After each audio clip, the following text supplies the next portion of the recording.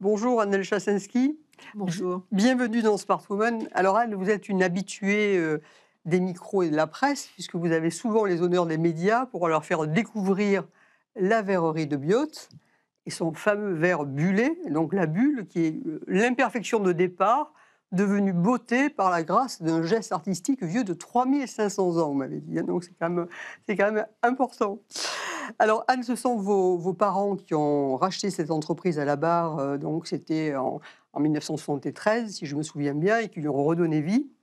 Et donc vous, toute petite, vous avez toujours été fascinée par le verre, ce qui fait que, finalement, sans y avoir été contrainte d'aucune sorte, votre MBA en poche, vous avez pensé que vous rejoigniez l'affaire familiale. Alors racontez-nous, puisque c'est un portrait, donc on va raconter un petit peu les différentes étapes, racontez-nous le départ de votre entrée dans l'entreprise avec l'aventure américaine. Tout à fait. C'est vrai que dans une entreprise familiale, il y a toujours, est-ce que, on va rentrer dans l'entreprise? Est-ce qu'on va pas Mmh. rentrer dans l'entreprise? Et je pense que mes parents ont eu l'intelligence de nous dire qu'on n'avait pas besoin d'y Ouais. rentrer pour qu'on ait envie d'y rentrer. Donc évidemment, je suis rentrée dans l'entreprise et c'est vrai que j'ai eu cette chance extraordinaire, d'arriver à un timing où mes parents, faisaient une joint venture avec un associé américain qui était, Pierre II et qui, distribuait les cotonnades Soleil à Doux Mmh. aux États-Unis et on a fait une joint venture. Donc moi, dès que je suis sortie de l'école, on m'a proposé, ce Mmh. poste, pour développer aux États-Unis, l'entreprise. Évidemment, j'ai accepté parce que c'est magnifique, comme entrée en Une matière, belle chance, oui. ouais, dans la vie professionnelle et donc moi, j'ai commencé à travailler aux États-Unis, à travers, avec cette chance incroyable de pouvoir à ce moment-là, voyager dans, les 18 magasins de notre associé. Donc je Mmh. suis allée un peu partout aux États-Unis.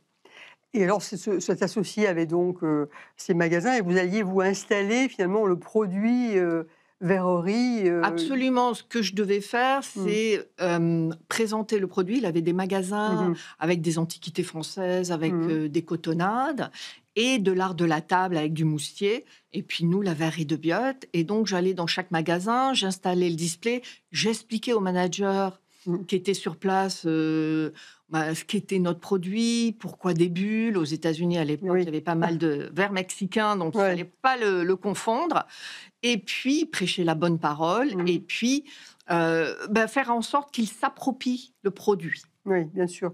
Et alors cette aventure, donc elle a duré une dizaine d'années, je crois, au total, et finalement elle s'est achevée pour quelle raison? Enfin, qu'est-ce qui s'est passé? Alors c'est vrai qu'au bout de 2 ans, finalement, quand j'avais fait le tour de tous les magasins, notre associé a vendu son entreprise. Mmh mh. À ce moment-là, on a continué à travailler avec les nouveaux propriétaires, mais aussi on a commencé à développer la verrerie, de Biot à travers, tous les États-Unis avec des représentants. Et puis, au bout d'un certain temps, au bout d'une dizaine d'années, on dit souvent d'ailleurs qu'au bout de Mmh. 10 ans, ou on reste ou on rentre. Ouais. Et il est arrivé que l'entreprise aux États-Unis, finalement, vivotait parce que moi j'ai un marché de niche, Oui, bien sûr. c'est du verre bullé, coloré, cher, Mmh mh. donc ce n'est pas du cristal, ce n'est pas de l'or.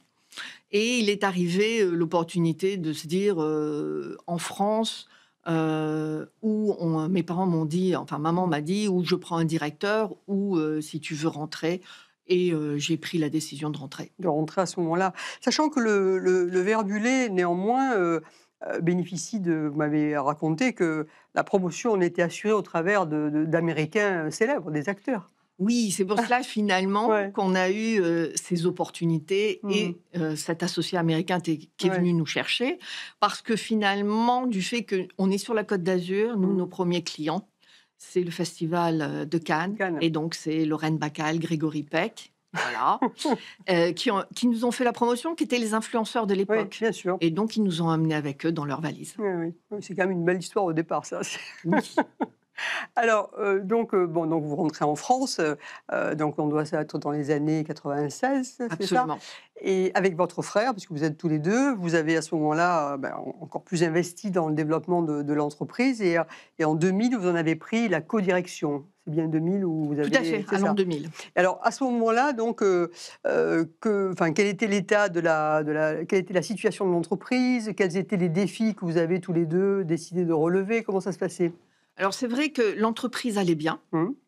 Mes parents vieillissants, maman vieillissant, il voulait petit à petit, nous passer la main et puis, mon père, travaillant pour IBM, on a toujours été Mmh. les premiers informatisés au monde Ouais, ouais. presque, comme TPE et moi quand je suis arrivée en 96, c'était, les débuts, du téléphone portable, les Mmh. débuts d'une évolution, très nette sur internet. Et on a tout de suite ce que j'ai voulu faire, c'est tout de suite faire notre site internet, Mmh. qui au départ est un site internet touristique, qui Oui. peu à peu change et changera l'année prochaine puisqu'on fête nos 70 ans. Mmh mh. Et si vous voulez, c'est amener de la modernité dans la continuité, Mmh mh. puisque c'est un produit classique de niche. Notre ADN, c'est la bulle et la couleur et on Mmh. a, avec mon frère, voulu continuer l'histoire. D'accord, donc c'était vraiment l'état de l'art à ce moment-là. Parlez-nous d'ailleurs, parce que finalement on n'a pas encore bien sûr on a dit la verrerie de Biot, beaucoup connaissent, mais tout le monde ne connaît pas néanmoins.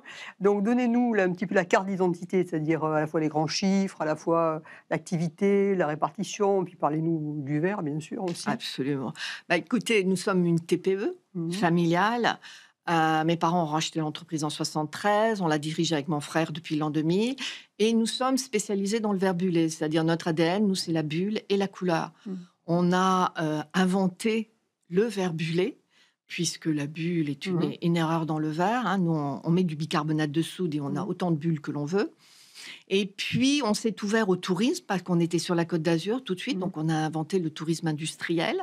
Et c'est vrai qu'aujourd'hui, l'entreprise, c'est 3 millions d'euros de chiffre d'affaires, une TPE d'une quinzaine de personnes, avec une image très forte dans le tourisme. On vit énormément du tourisme, puisque nous avons 70% de notre chiffre d'affaires sur place. Sur place, ça c'est formidable parce qu'effectivement, vous me disiez que vous aviez 450 000 visiteurs. Vous êtes le deuxième site, français le plus visité, ce qui est quand même, Après EDF, oui. oui, ce qui est quand même extraordinaire en termes de résultats et finalement, alors, vous avez puisque 70 sur place, ça veut dire qu'il faut arriver à transformer la visite en acte d'achat. Oui. Alors comment ça se passe? Dans quelle proportion? Quels sont les leviers? Quels sont les atouts pour y parvenir? Que faites-vous? Alors, c'est vrai qu'on a un métier très visuel. Mmh. Donc, les gens peuvent voir sur place, du début jusqu'à la fin, Oui, bien sûr. se faire le produit. Mmh. Donc, quelque part, ils voient ce produit se transformer, la matière se transformer, c'est un peu magique, hein. Mmh. Et ils ont automatiquement une envie de passer dans D'achat. notre magasin d'achat. Ouais. Je dirais qu'il y a à peu près une- entre 5 et 10% Mmh. de transformation, d'achat. Mais ce sont des touristes, mais des touristes aussi qui reviennent, puisque la Côte d'Azur étant Ouais. ce qu'elle est, elle a énormément de maisons secondaires. Mmh mh. Et si vous voulez, on a le grand plaisir d'être la Madeleine de Proust Oui, d'énormément c'est vrai. de personnes. Donc, c'est eux aussi la troisième génération de clients qui viennent chez nous.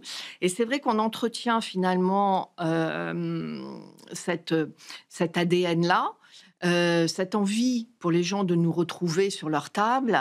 Et puis, je pense qu'on le fait grâce à notre qualité, Mmh. grâce à la, la vision que nous avons des tables du Sud, grâce à l'envie de la perfection. Mmh. Et tout ça repose bien sûr sur, bon, bien sûr le talent, l'art humain donc là ce sont vos maîtres verriers notamment qui sont concernés. Je crois que vous en avez une petite dizaine ou 9 ou 10 Oui. et la formation de maître verrier c'est, 10 ans, Absolument. alors comment ça se passe? Est-ce que vous avez besoin de recruter? Est-ce que vous en trouvez? Est-ce que comment se passe le fonctionnement, humain de l'entreprise? Alors, c'est vrai que c'est très compliqué Ouais. à l'heure actuelle parce que nous sommes dans un monde où tout est rapide, où finalement on devient célèbre en 15 jours Mmh. hein, sur les réseaux sociaux. Nous, on a un vieux métier. Comme vous l'avez dit, on a 3500 ans, notre geste. Mmh. Il faut 10 ans pour l'apprendre. Et donc, les jeunes d'aujourd'hui ont une envie de rapidité, d'immédiateté. Ouais. Et chez nous, c'est pas possible. Donc, et puis, de toute façon, un métier d'art, c'est un métier de niche, c'est un métier de passionné. Si vous aimez ça, si vous avez la passion, vous aurez la patience et vous le Mmh. ferez. Donc finalement, on trouve quand même des verriers, des jeunes, Ouais. et souvent ces jeunes nous le disent, Mmh. même je dis à chaque fois, Ouais. ils nous disent on est venu quand on était petit Et oui. Puis ils ont et on a vu le geste et ça nous a fascinés. Et je peux vous dire qu'à l'heure actuelle, 100% des mmh. personnes que nous avons en tant que verriers sont venues quand ils étaient petits. Ça, c'est extraordinaire. Et à côté de ce talent humain, il y a également de la technologie, puisqu'il faut avoir des fours et vous avez aussi beaucoup investi dans les fours. Vous avez beaucoup investi également pour faire le parcours touristique sur de l'immersion. Quelques mots là-dessus aussi. Alors c'est vrai que quelque part, notre geste verrier est enregistré au patrimoine immatériel de l'humanité à Oui. l'UNESCO. Mhm. Donc je dois le préserver, 3500 ans, le même geste. Et en même temps, nous sommes partie de ce monde. Et donc nous devons absolument évoluer avec le monde. Mhm. Et moi, je suis très sensible à la tech, hein. Biot est situé près de Sophia Oui. Antipolis, donc très ouvert aux nouvelles technologies. Et nous avons fait une visite en réalité augmentée, Mhm. c'est-à-dire que nous avons fait travailler, nous avons interviewé des verriers.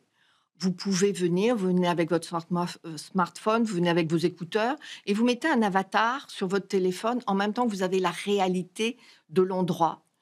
Et puis avec la beauté de l'IA aujourd'hui, Mhm. on peut vous enregistrer en français et après vous parler une dizaine de Oui, langues. bien sûr, bien sûr. Oui, donc vous avez vraiment beaucoup investi aussi sur ces technologies du futur, ce qui est là aussi, encore une fois, sur une enfin, PME, puisque c'est une PME en Oui, oui, réalité, TPE. mais TPE, PME, mais en réalité, avoir autant investi sur également de la technologie, ça c'est assez rare également, ça fait partie de votre spécificité. Ça fait partie de notre spécificité parce que je crois profondément que nos métiers, et on Mhm. les appelle les vieux métiers, Ouais. il y a un côté très péjoratif de vieux. Mhm. Ouais, Or, il faut qu'on montre que nous sommes dans la modernité. C'est bien pas parce sûr. qu'on a des traditions à respecter et à faire valoir que l'on ne peut pas être dans ce monde 4.0. Mhm. Au contraire, on peut très bien allier les deux et au Ouais. contraire avec bonheur. Parce que j'avoue que beaucoup de gens sont très surpris de pouvoir faire cette visite sur place avec une très forte technologie, alors qu'en même temps, il y a les verriers qui soufflent dans leur environnement. Mhm. Et alors là, donc 20 ans, 20 ans, dans 70 ans. 70 ans l'année prochaine, donc voilà aussi brièvement, mais nouveau projet ou continuité? Alors, 70 ans, Ouais, continuité, mes nouveaux projets, ouais. puisque ma nièce rentre avec nous, Ah troisième superbe. génération. Mmh. Une femme? Une femme qui Mmh. prendra la direction. Les 70 ans, donc Mmh. automatiquement, on est en train de nettoyer un peu notre logo, notre couleur pour le passer. Toujours avec cette passer dans le monde actuel. Nous devons rester dans le monde actuel sans renier nos origines. Et ça a toujours Mmh. été, je pense, ce que mes parents faisaient, ce que nous faisons, mon frère et moi, ce que ma nièce va faire, parce que je pense que c'est quelque chose d'extraordinaire de toujours garder à l'esprit notre passé. Bah, écoutez, merci pour ce témoignage de passionné qui donnera certainement envie à beaucoup et comme quoi effectivement, faire vivre, dans la durée des métiers d'art, préserver le passé en utilisant les technologies du futur ou du présent, bah, tout ça, c'est ce que les entrepreneurs seuls peuvent faire dans la durée. Tout à fait. Donc, bravo à vous et longue vie à la jolie bulle de Biot. Merci. Merci beaucoup. Bien, bah, écoutez, cette émission se termine, donc encore, 2 témoignages, passionnants. Je vous donne rendez-vous le mois prochain. Nous parlerons, technologie, nous parlerons, digital et nous parlerons aussi du monde de l'équitation. Voilà, merci beaucoup de votre écoute.